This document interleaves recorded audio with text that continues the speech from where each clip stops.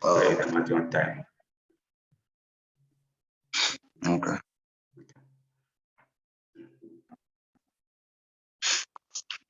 So in your exam papers, at least I've checked on most of your exam papers. Not that, yeah, I've had access to them because I've trained quite a number of people who are actually pursuing your program. There's something that actually stands out, and that is on the naming cells. Naming cells and maybe even coming up with a range and all that. So I just want to show you how you can actually name cells. That would be the first, thing that we're going to do. So say, yeah, accept. Okay.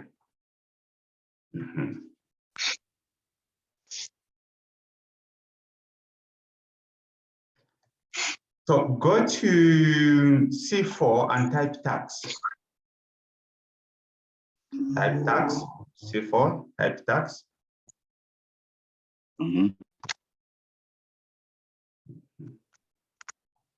C5, type inflation.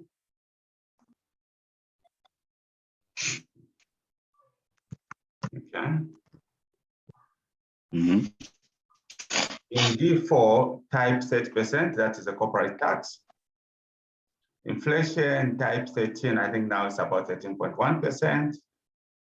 So.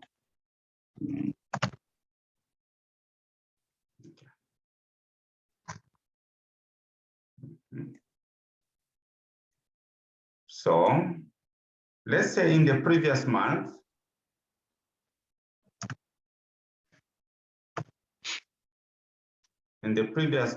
you had the price. Okay, let's, instead of us calling previous month, let's say in February, yeah, the price, whatever products that were being sold were actually being sold at, say, 15 kwacha.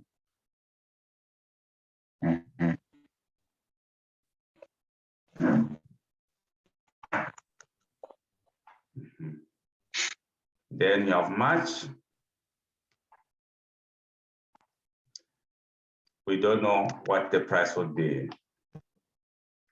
But because we have actually been given, this is in February,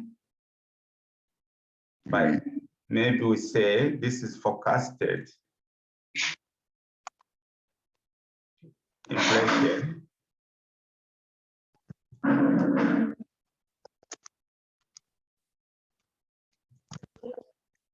for March. So you're in business. Maybe you sell chickens, but obviously the price for chickens cannot remain constant, or other cost inputs are actually going up. Feed and all these other things, they're going up.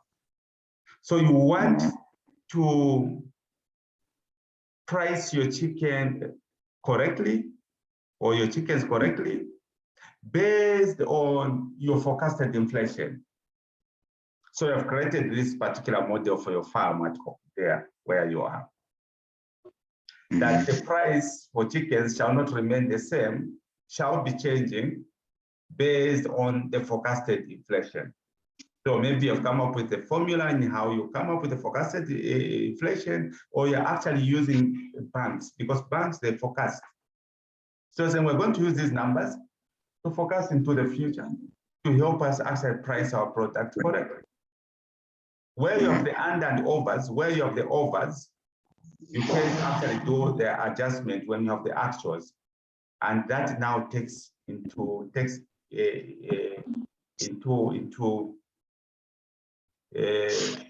it actually covers all these unders and overs.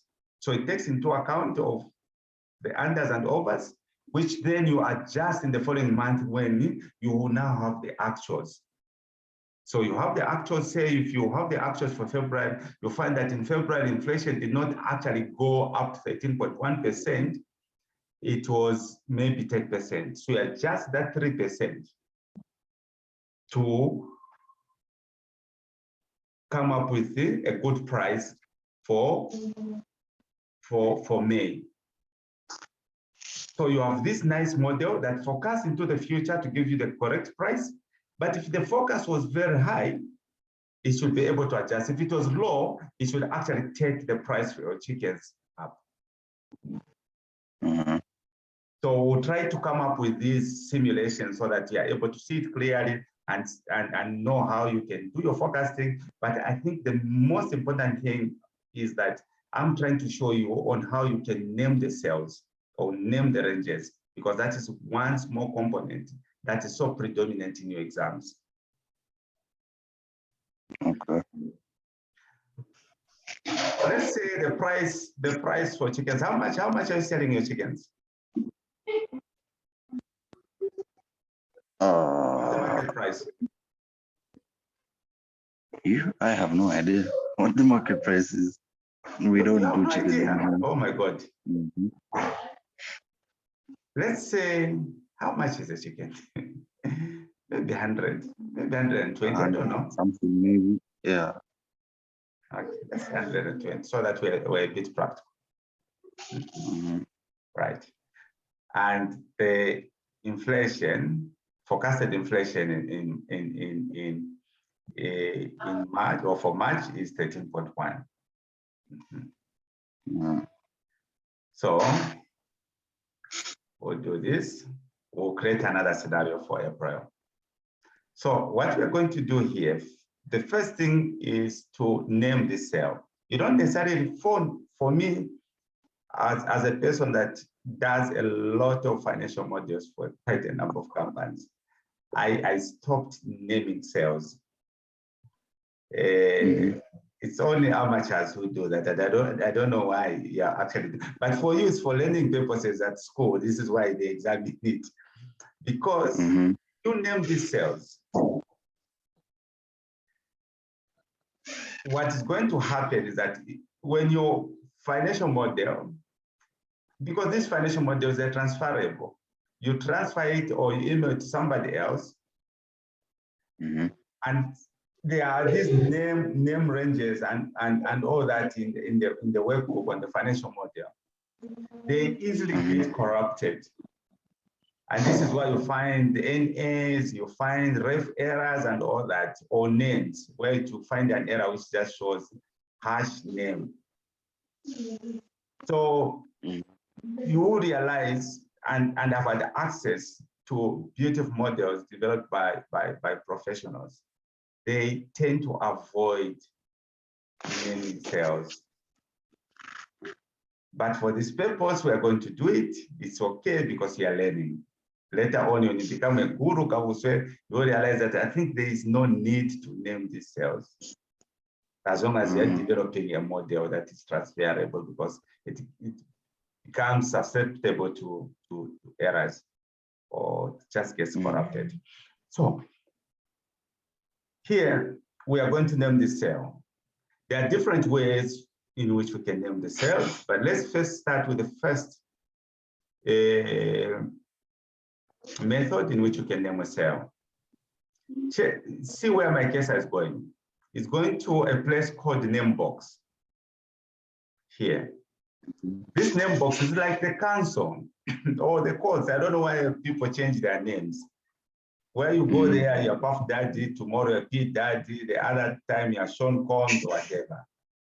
So this is where we're going to, so that we go and change our name. So you're changing this particular name, the cell by its native name is D5. That's the native name, that's the original name of this cell. But you're saying, no, we're going to change this and call it inflation. Okay. So you go in the name box, you highlight there, as long as it stands blue, you type inflation. You can finish it up or you can just leave it hanging or infla or something, but I'll I have enough patience and time. So type inflation, then press enter. So this cell, if you check, if you go to tax, it is still D4. But this other cell now is inflation. Again, the advantage of naming these cells, it tends to be the most efficient way of developing models. Because if it is linked into another worksheet, I do not need to go there. I do not necessarily need to go into that cell to pick that particular cell, to pick the variable in that cell. All I need to, since I know about these names, is just to recall or to call it up. I'll say equals inflation, and inflation text comes times whatever I want to do. So we can do the same with tax in D4. But then we're not going to go to the name box because I'm trying to show you another method of naming a cell. Okay. So here now, what we're going to do, we'll just right click. Just right click.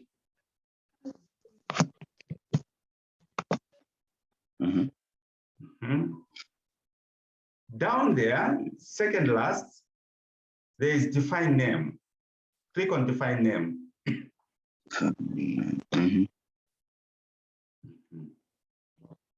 And the advantage of that is that it gives you an alternate name. In this thing, it has guessed that it's tax because it is picking, it's not really guessing, there's some algorithms.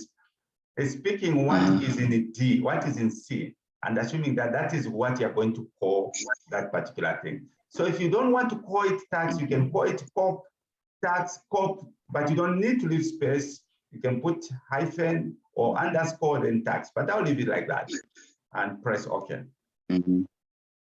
So even this particular cell, we have actually changed the cell name. It is no longer called D4. We have gone to the courts or to the council and we have managed to change the name to tax.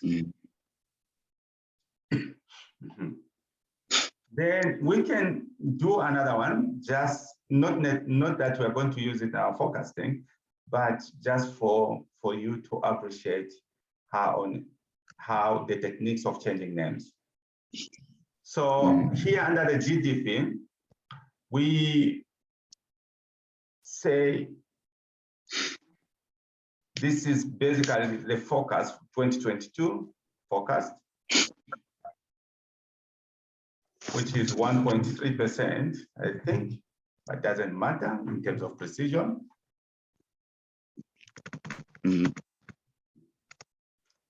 This is another method in which you can do it. So you can go to formulas.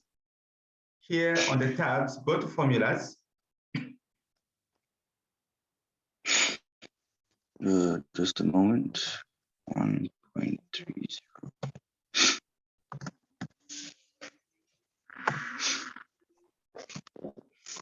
I go where? Formulas, on top formulas. Okay. Go to define name. Name manager, that is more of a directorate which shows all the cells and the names that you have actually come up with. The names for the cells, yeah. But then we go to define name because we still want to register more names in this particular workbook. So we go there, it has already given us an alternate name, which is GDP, and we don't mind, let it remain as is. So we can press OK. So I hope you have done the correct thing. It sounds like you haven't done the correct thing. That sound in the background. I went to formulas and then clicked on define name. Oh, I was in the wrong cell, sorry. Let me just close this.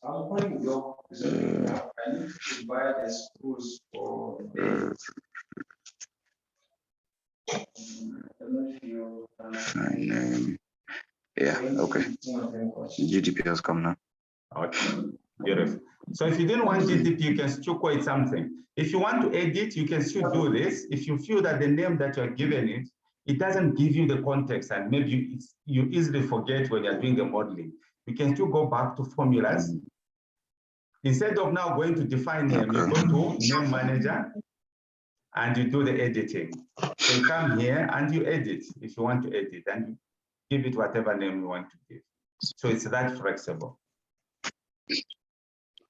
Okay.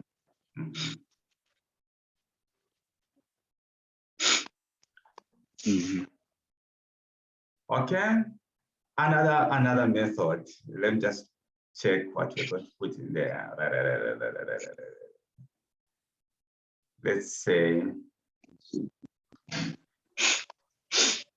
the number of people in a household. This is according to CSO, because maybe you're trying to do some projection that you have to put in the population. For example, recently I was doing a financial model for one of the companies, actually a triple P project.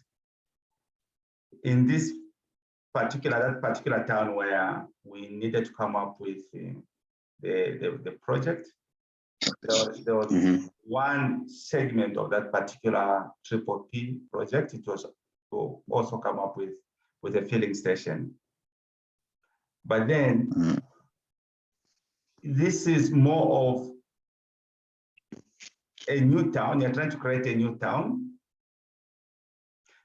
How do you project into the future how many people actually be fueling, and how many liters on average on a daily basis would they actually be doing that?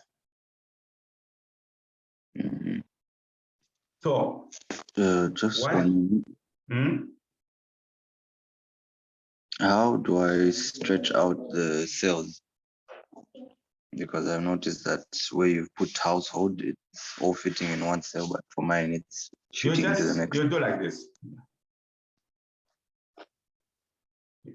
You can double click there, or you do like this. You just grow it. Is it okay? Yes. You drag it here. You can grow it in that way, or you can right click, you highlight, you right click, then say column width, and you put whatever width that you think is sufficient to cover what you're putting in that particular cell. Okay. Yeah, so I'm giving you a real case study. This particular project had sub-projects. Had one coming up with a filling station, a market, and many other things. But on the filling station, because this particular supposedly new town, I don't want to mention it, doesn't have a filling station. They're trying to create a new town, doesn't have a filling station. So how do you project how much revenues you're going to have? Because then you need to model uncertainties and the realities. But you have no reference point. So what did we do? We first looked at the statistics in Lusaka. One, how many liters on average do they fill in or fuel up or gas up? So looked at the Lusaka, but Lusaka wasn't the best example. Went to downloaded financial, what they call economic data from Ministry of Finance on the petrol consumption on a monthly basis. From there, looked at how many vehicles are actually in Zambia registered. I think there were about 650. But then you push in maybe a discount of saying there'll be inactive vehicles of about maybe 10%.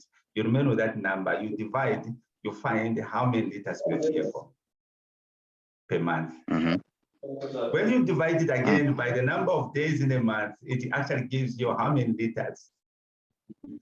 So the data, we are trying to compare all the assumptions we needed to use so that at least we get some inferences which will help us to come up with a traceable, auditable assumption. Everything was actually tying to about 6 liters. That on average, the whole country, people consume about 6 liters of fuel. But how accurate is that? On a daily basis. Because you need to come up with an assumption that if you have a filling station, how many liters would they actually be drawing? Yes, so the people who do full tank, but even that full tank, when you try to see how long it's going to take for it to be depleted, it takes you back to almost 6 liters per day. So we got that variable. Okay, we got the 6 liters, let's plug it in.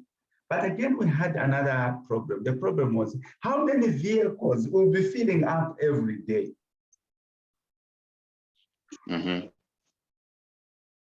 this is a new town. Yes, there's a population. We don't know how many vehicles they have and how many vehicles will be coming from outside town to fill up as they go and do whatever they have to do. But again, we do not have data. You know, unfortunately, in this country, it is very difficult to access public data.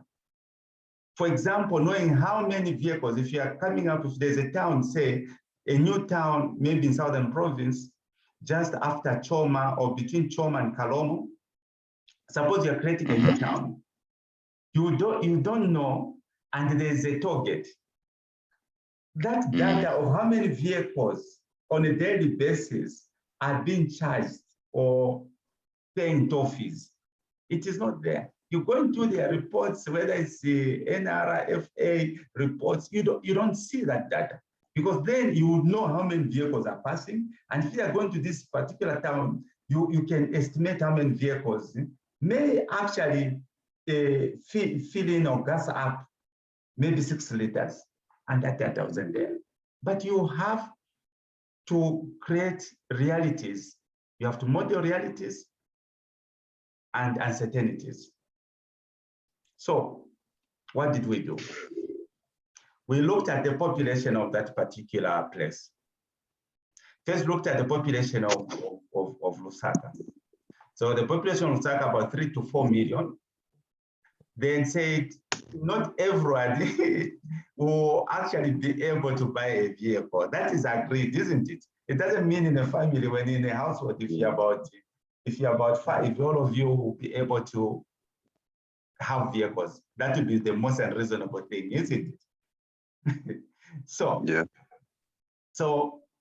we first found the population of Lusaka and said, from this population,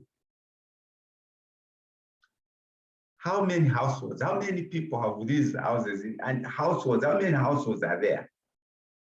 So that we get to know, we assume, because where we're driving to, we're driving to the assumption that those that own vehicles are more likely, those that actually head houses, they are more likely to have vehicles. How was I getting it? That's a first assumption, a bit flawed, but something that you can defend. So going to Central Statistics Office website to check what is the average number per household. So per household, it was found that it was 5.1. So now, you know that if you Lusaka population based on World Bank reports or based on the internet, whatever source you have, say for example, it is maybe let's say 3 million, for example, for argument's sake. So we know that for those that have vehicles, for those that the households, there will be about 588,000 households. Now, from this 588,000, you'll be damned to believe that everyone will own a vehicle. So again, we went on now to check the poverty levels. Again, you go to Central Statistics Office, or there's so much data out there in public domain from trusted institutions or organizations. So he said from here, the poverty levels are, say, 78% countrywide. So you don't expect the 78 to own a vehicle. So here again, then now, you need to know how many of these households would be in a position to own a vehicle. So it was found that it is 129. So how do you do the calculation?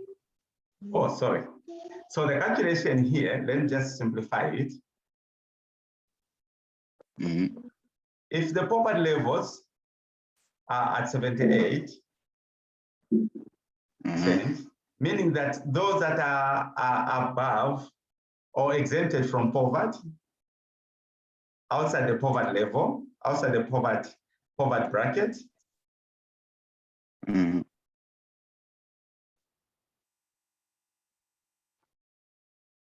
will be 1 minus 78%, which is basically 22%.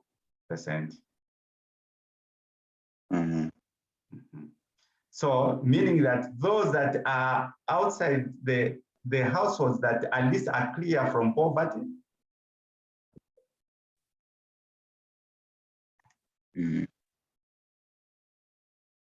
which are okay. Then just say okay. Sounds bad. Which are okay. Or say it will be this times the 22%. Just trying to, I want you to understand how to model unrealities, uncertainties and realities. So you have 120 something. Then we now go again on the website to check whether from raster information or what, to know how many vehicles are running in Lusaka. Out of the 400 and out of the 600,000 possible vehicles in Zambia, how many are in Lusaka? So you find, for example, number of vehicles in Lusaka.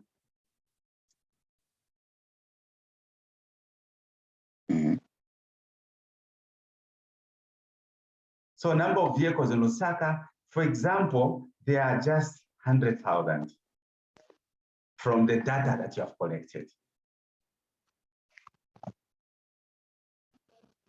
So then it gives you a factor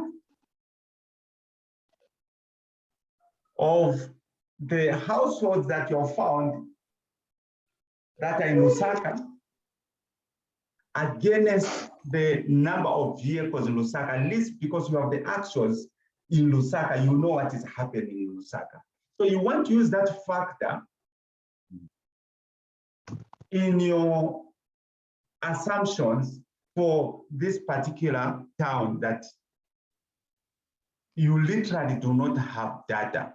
The only data you have are the estimated population of that particular town. So here now, the factor, you know that you have 77%, which is basically 100 divided by 129. This factor is more or less like, it's a responsibility factor that if we now look at the assumption that we're going to create for this town, we find that the population is say 200 divided by 5.1, we find that those that have their households or where their households are maybe say 20 or 20,000. Then we factor in poverty. We remain now with those that we know that they are free or clear from poverty. Then we actually factor in this ratio between the households that are okay and the number of vehicles in that particular town. But we are using data from Lusaka. So we have that factor. Now, if we come to this particular town, maybe let me call this town as Tundumwezi.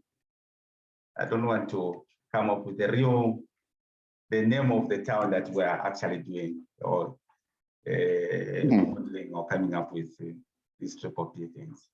So we say, in Tundumwezi, for example, what's the population?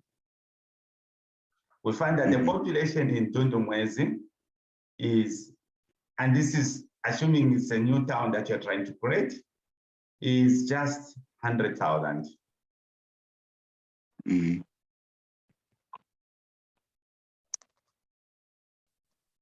Oh, sorry.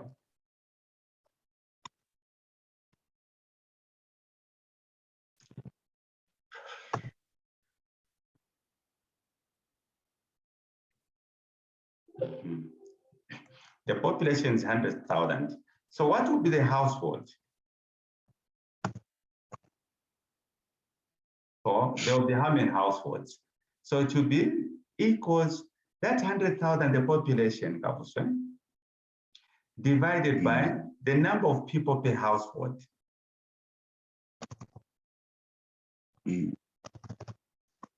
So we know that the number of households are 19,600 in this Tundumwezi town.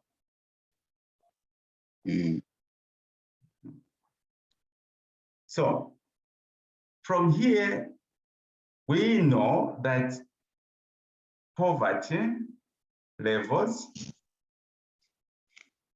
you can even pick the rural poverty level, that is, if the thing is in the rural setup of the country. But obviously, when you're creating a new town, you expect that to be in the rural setup. So you can pick a global number, which is 78%, which we picked, or you can come up with a rural number. So we have 28%. So meaning that those households, the out of poverty bracket, those that are not within the poverty bracket,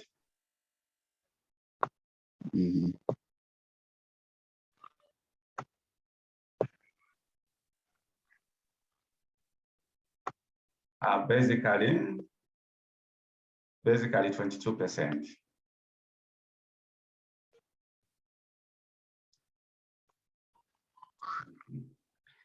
Now, we want to know how many households are okay. Because that is where we have a potential number of people owning vehicles. Ideally, you cannot own a vehicle when you're living in poverty. That is a bug. It's an error. It's possible you're living it's possible living in poverty and owning a car, but that just brings so many problems because of you owning a car. Why should you own a car when you're poor? So logic does not allow that. So we are actually saying, let's exclude those that we know are living below a $20 or whatever, or a $2 a day. Let's put them aside. Let's look at those that we believe that they will not sleep on an empty stomach, at least of something. So these are the households that we are calling as okay. Doesn't mean they are okay, but we are saying that they could struggle here and there, but at least they are not part of that definition. So now we pick the number of households times the 22%. So we know that if we were to have a filling station, it will come from this population. But from this population as well, we are not naive. we know that from this population, there's a high percentage of people who still not go to bed without food, but they don't own a vehicle that should actually be used where they can actually fill up. So from here, then now, we'll bring in that factor. We can call it car factor, which is basically population and number of cars. So we're using the actual data that we got from Lusaka to find that factor. We could even move from one town to another, even 3 towns, if we have that data and average it. Or find data from rural setups, 3 rural setups, and average it. So for now, we use this factor, which is 77%. So meaning the number of cars, estimated number of cars in this particular town or new town to be, which is Dundumwezi, will be that times that. So it gives us that there will be 3,333. Over time, even after this town is developed, we expect the number to start growing. But to start with, in year 1, we'll have this, which we can then now start growing at the levels of GDP if wanted. Because we believe that if the GDP is improving, there's a possibility that people now have access to money and they can still buy vehicles and they can fill up their tanks. So from this, we will be in a position to know how many liters per day. We know, again, from the statistics that we have done, and this is basically auditable, traceable, is 6 liters. So in a month, this particular town will be able to have, if the 3 vehicles, they are actually filling up on a daily basis, which is 6 liters times 30 days. These are the liters that we expect.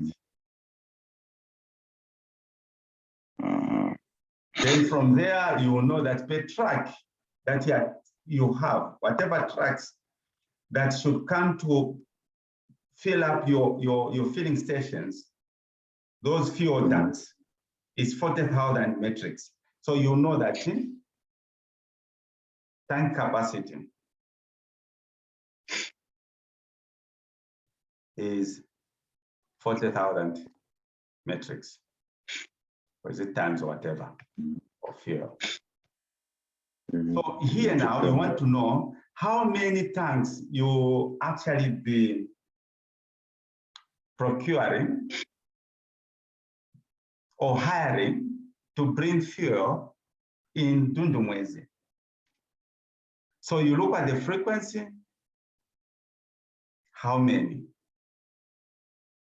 So know that in a month, we'll be having 15 tanks.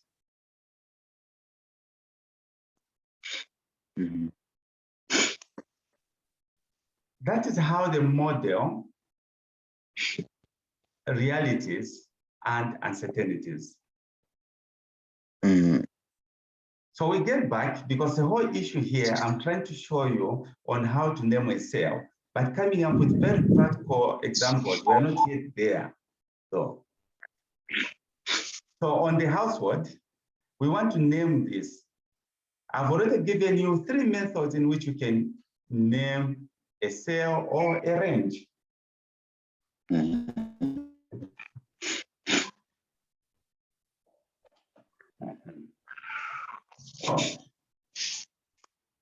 Now we are going to look at a shortcut that we are going to use. Okay. Just a moment.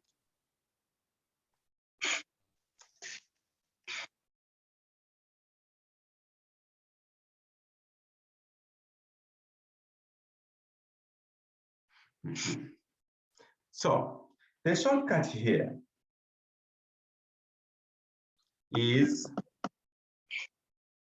out MMD, not PF, not UPND. Out, you know where the alternate key is, just near your control key or slightly below X. Actually, just below X. You see where your out is. This is just a shortcut. Yep.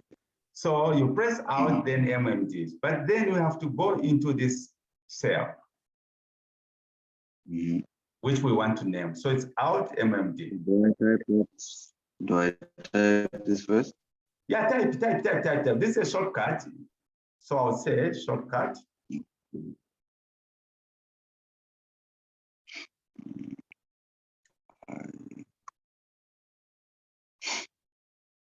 For naming cells and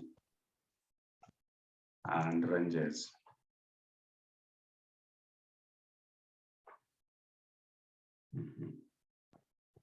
Out MMD, not out PF or out UPND. No.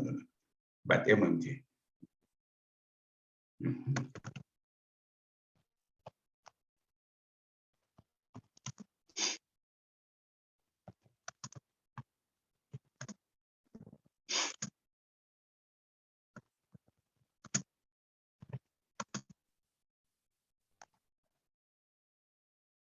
Let me know when you're done.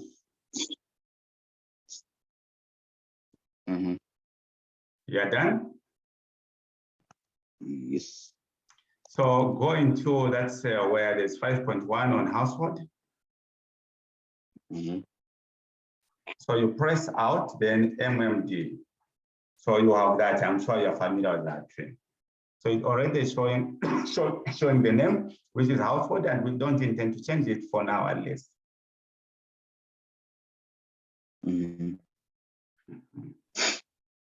And press OK.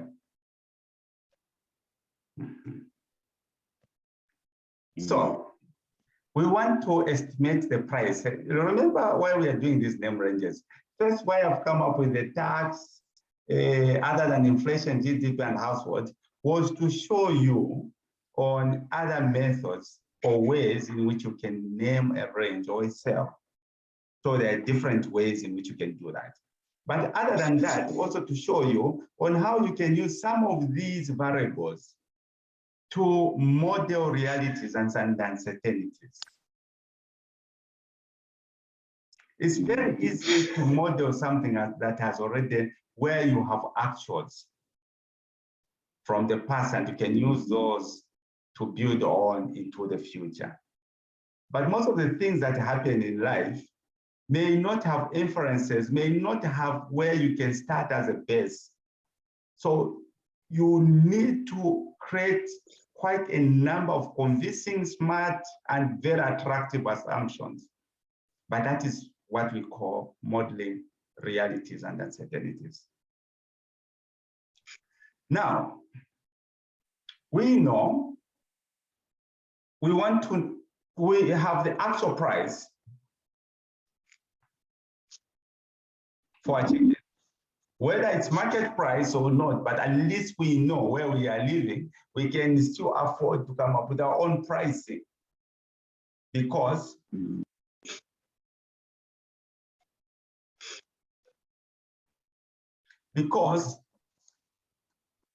if we don't price our products well or correctly, we may actually go under. But at least, even if we don't price them correctly, we should know that gap that has been created because of the cost changes in the cost structure. They say the best way of increasing revenues is either you increase the price or you reduce the cost, because all you're interested in are the margins. So in March, then we can say equals 1, that where you have the 120.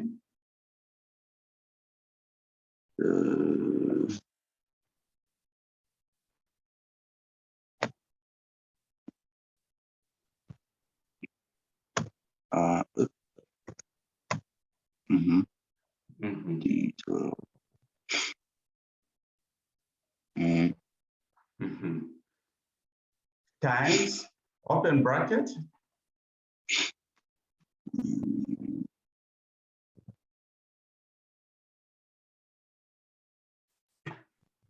Mm.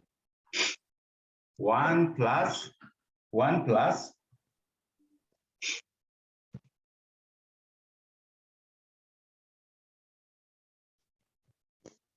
Mm.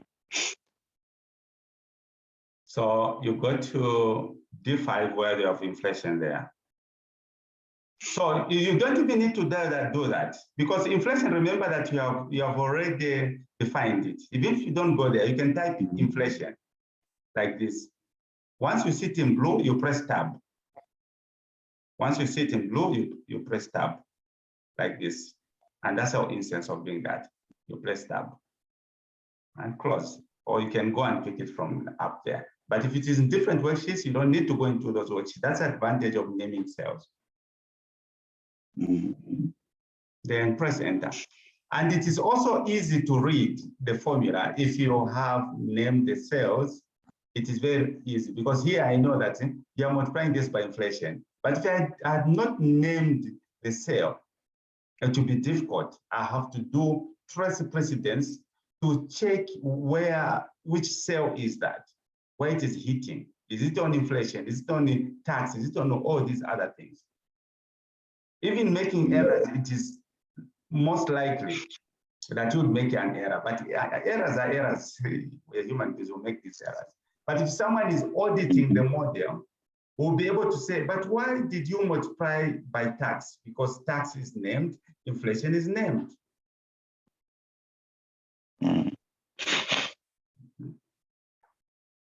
So then now it gives you the price for the chickens at this price. So just say 136. All right.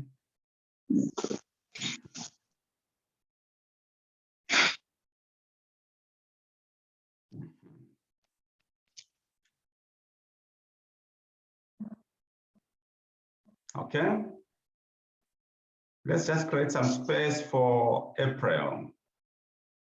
We create another scenario, just a small scenario that I was saying. Suppose because you are using the forecast for inflation, then after we have known the actual inflation, what do we do?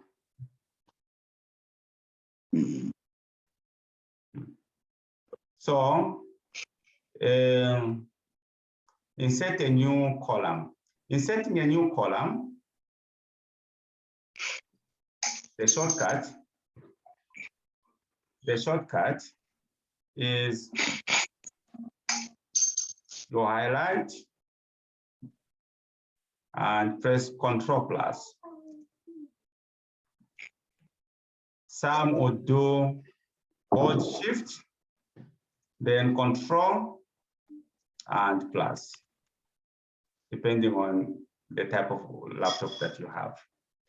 So mine, I hold Control, Shift, and I press plus like this. That's the easiest way you can actually insert a column.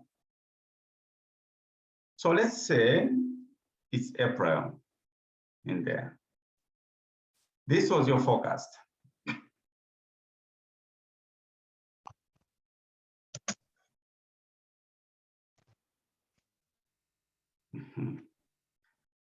But then now, because in March you forecasted, you did not have the actual inflation.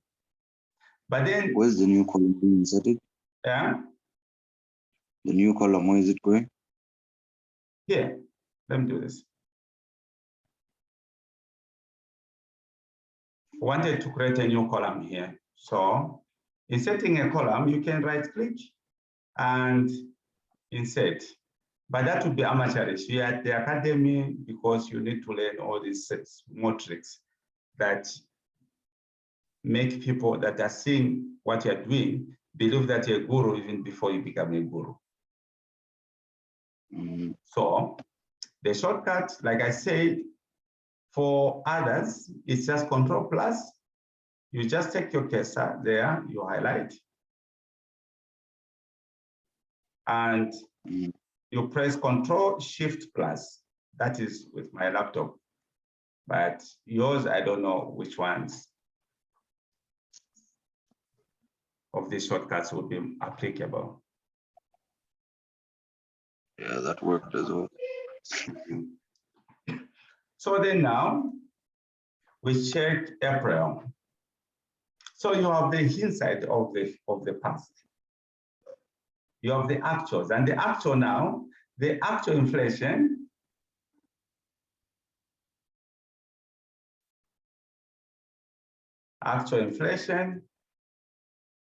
for March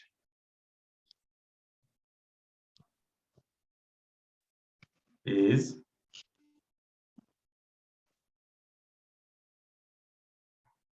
it was 10%.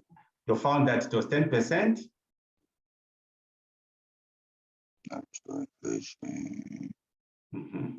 It was 10%, but the forecast inflation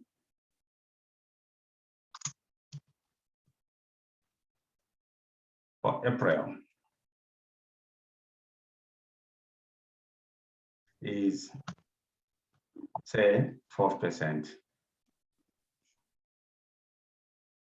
Or let's say, because your actual is 10, maybe your thing is about 8%.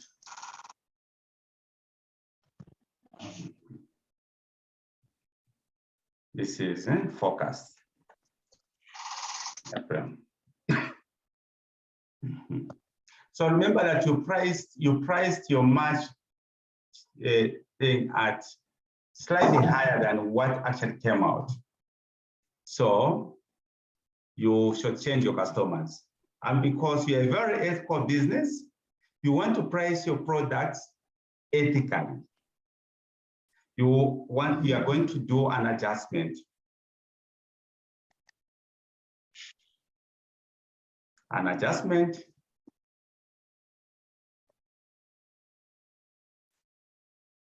first, you adjust March,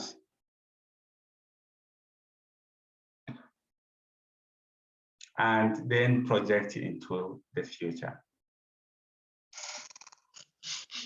So in short, what should have been in March is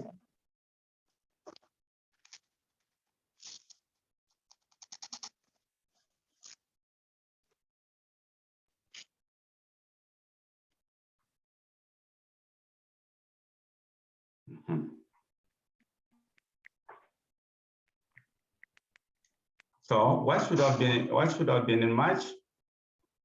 What should have been in March was this number. This should have been the correct one in your adjustments.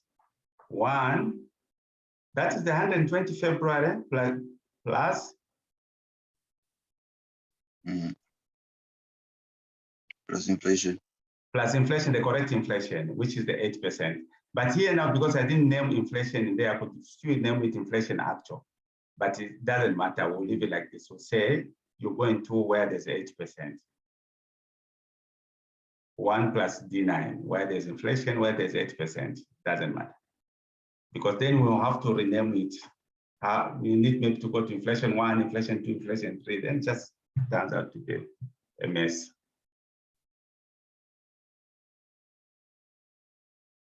So in March, it should have been 130,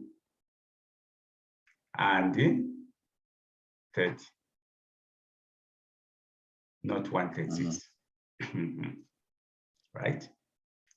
Then from this day now, we can grow it. We can grow it to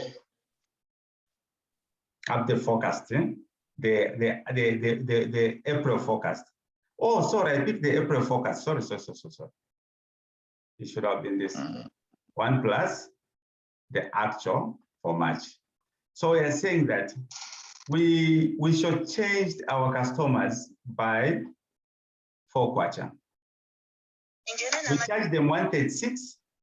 Yet what turned out as actual inflation in that particular period was just about was 10%.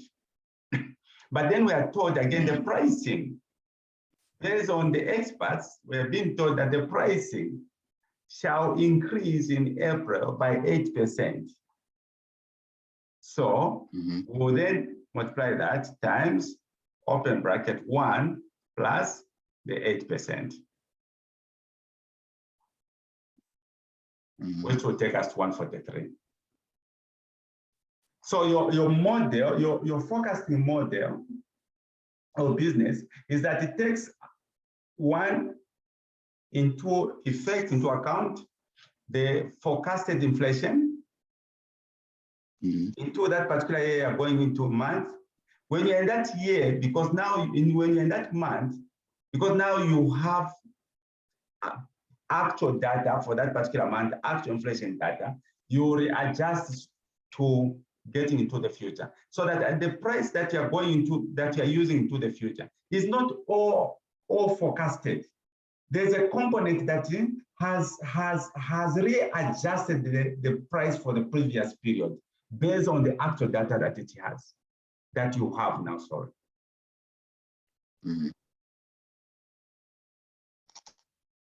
So you can see how the pricing was moving from 120 to 136, but because here now you have actuals, it has slowly gone down from 136 to 143. It has actually self-adjusted.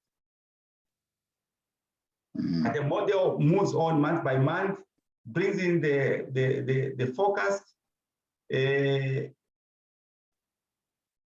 normalizes it with the actual for the previous month, and just like that. But the lesson here was on how you actually use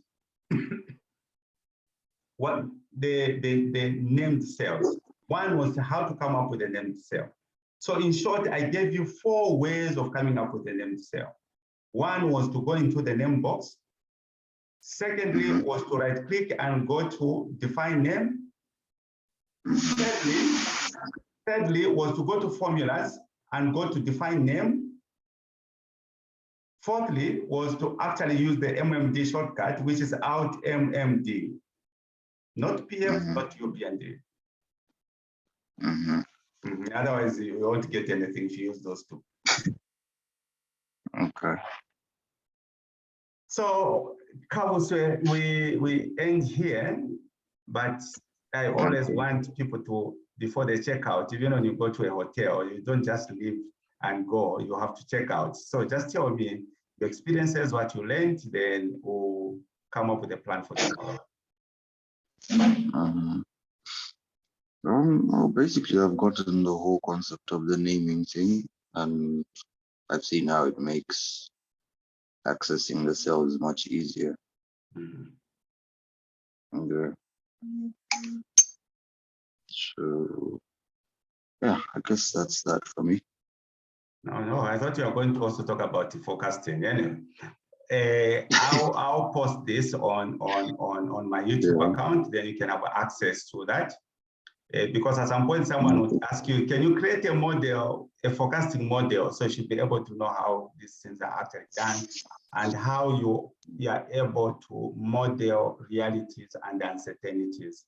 That is extremely key, and you need to know this. You need to have these skill sets, because these skill sets, they will help you as a financial modeler.